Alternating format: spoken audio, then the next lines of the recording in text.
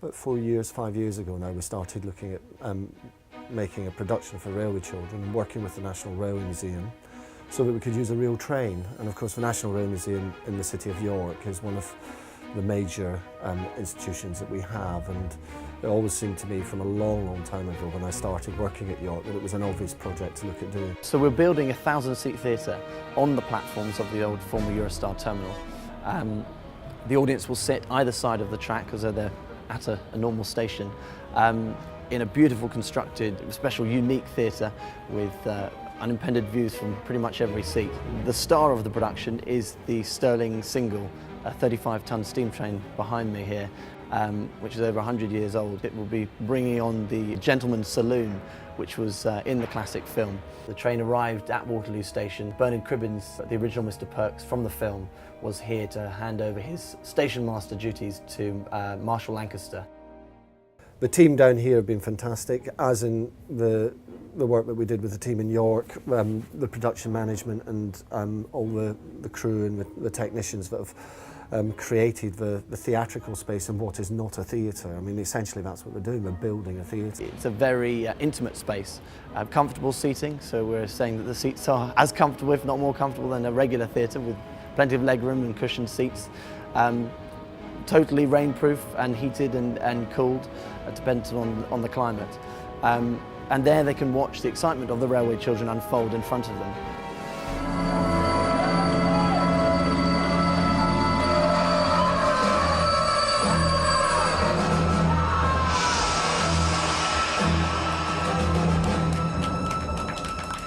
The story is essentially about a family. The father is arrested and imprisoned falsely, accused. The family, in order to escape the glare of, I suppose, the infamy that goes with their father's crime, leave to go to the countryside to have an anonymous existence.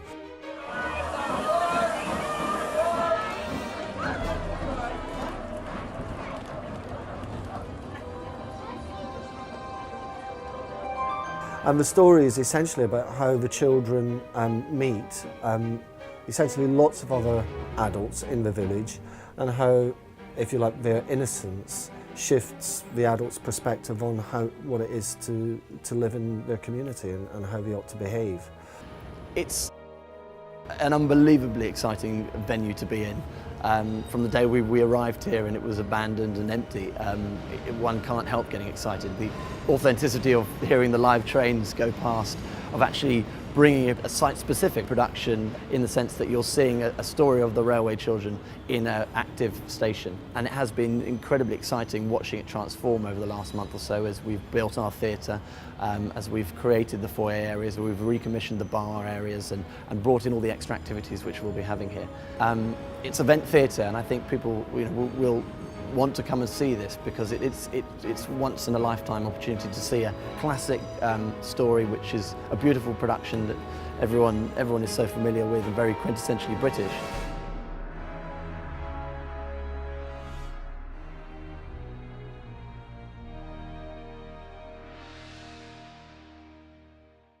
But not only will they be seeing a production, they'll be able to experience a fantastic day out with the activities, the workshops, all the other extra bits and pieces that are going on, with train rides and model railway sets to champagne and pims and picnics, and to see a production, as I said, which is totally unique.